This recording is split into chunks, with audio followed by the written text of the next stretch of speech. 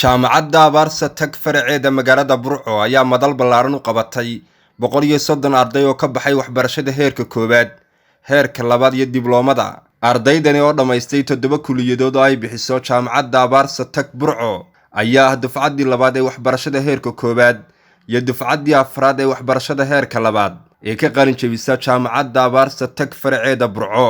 Munaasibadan oo ahayd mid bilan oo boqoran ayaa waxaa ka soo qayb galay wasiirka cadaaladda Soomaaliland Salebaan Warsame Guuleed, gudoomiyaha gobolka Togdheer, maayirka degmada Burco, gudoomiyaha guud ee jaamacadaha Abaarso, Dr. Axmed Ciise Xuseen, xildhibaano, waalidiin iyo marti sharaf kale. Gudoomiyaha jaamacadda Abaarsa tag faraceeda Burco, Dr. Siciid Aadan Cabdi, iyo gudoomiyaha guud ee jaamacadaha Abaarso, Dr. Axmed Ciise Xuseen, iyo macallimiin halkaasi ka hadlay ayaa ka warramay maraaxilka ay soo mareen ardaydani.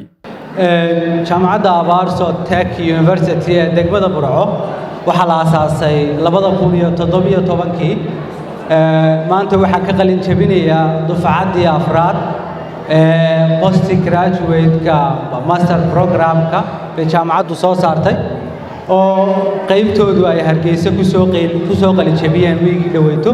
waxaa kaloo jaamacaddu soo saartay dufcaddii labaad oo aan maanta la dabaaldegayno ee degree program-ka jaamacadda ka diyaariyay. intaa yar ee Abaarsa jirtay Burco waxay ka samaysay horumar aad u baaxad weyn. waxaanu oran karnaa tirada halkaa fadhida Abaarso waxa gaarka u ah ee ugu muhiimsan waxa weeye ardayga Abaarso shahaadada ka qaadanaya ma yahay arday u qalma shahaada la soo saaray. waxaad tusaale runtii aanu kaga duwanahay kuwa badan jaamacado badan dhigayga ardaygu wuxuu maraa imtixaan adag hadday noqoto researchiska iyo dhinaca cilmi baarista oo laga yaabo arday halkan fadhida in 3 jeer ay buugtooda soo difaacdeen iyo inta in leg. ardayda kale degree program-ka si guud jaamacadda waxay kaga baxaan imtixaan guud oo ah in lagu ilaaliyo shahaadada ay qaadanayaan intee percentage bay aqoontii ka hayaan ay saddexdan soo diyaarinayeen. waxaan leenahay waa maalintiinii maalmo cusub oo qurux badan baan u rajaynaynaa mustaqbalka insha Allah haddii Ilaahay yiraahdo. waxaan ku faraxsanahay inaan idinkala soo qayb galo xafladan aadka u qiimaha badan aynu ku xusayno ku sii sagootiyeyno ku hambalyeynayno 117 arday oo ka baxay jaamacaddan Abaarsa tag faraceeda Burco.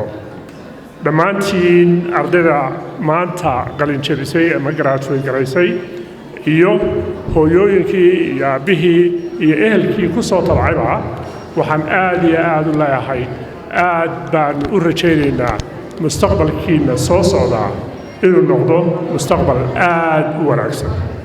tirada ardayda ee ka qalin bedelanaysa jaamacadda Abaarso digriyadeeda kala duwan aad iyo aad baan ugu faraxsanahay. runtii waxaan jecelahay inaan mar koobaad, labaad iyo saddexaadba aan halkan uga hambaliyeeyo oo ugu hambaliyeeyo aqoonta ay soo barteen. maanta waa maalin annaga qalbigayada ku weyn, waa maalin aan wada sugaynay waalidkayada iyo annaguba. waxaan leeyahay ardayda aanu ka wada baxnay waxbarashada aanu 3 sano soo wada wadnay congratulation.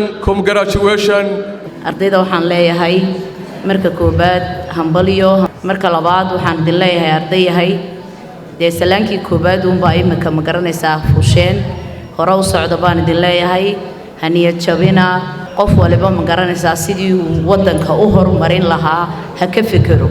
wasiirka cadaaladda Soomaaliland Salebaan Warsame Guuleed, barasaabka gobolka Togdheer Maxamed Cabdilaahi Nafaqo, maayirka degmada Burco Cabdirasaaq Hiro, gudoomiyaha jaamacadda Alfa faraceeda Burco Cabdiqani Ibraahin Xasan, iyo xildhibaan Mubaarak Xeeldheere ayaa dhammaantood hambalyo u diray ardayda maanta ka qalin jabisay jaamacadda Abaarsa tag faraceeda magaalada Burco. waxaan u hambalyeynaynaa oo u ducaynaynaa ardayda sharafta badan ee u samirtay inay maanta soo gaadhaan oo Ilaahay ku simo inay tacliintoodii maanta halkan qaybaheedii kala duwanaa ay ku qalin jabiyaan oo loogu xafladaynayo.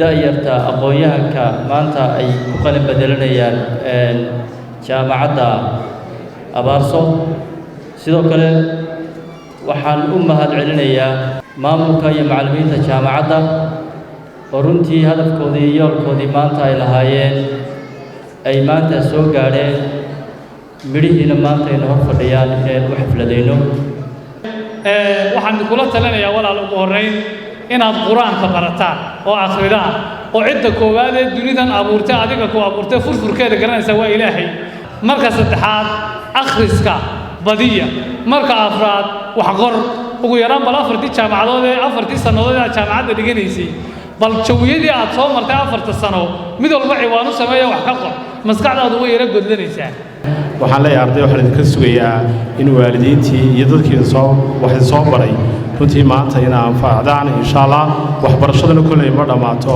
qaybtii koowaad baa imika dhamaysteen qaybihii ugu adkaaba runtii idin areen qof waliba uu sii wado runtii dadaalka halka ka sii wado marka waxa Axmed Xuseen Ciise oo isaguna sameeyay maalgashi shacab uu sameeyay berberu jaamacadii ka furay wuxuu ka furay muxuu ahay Hargeysa burcu ka furay gobolada kale uu gaarsiin doona sacab hal la siiyay leh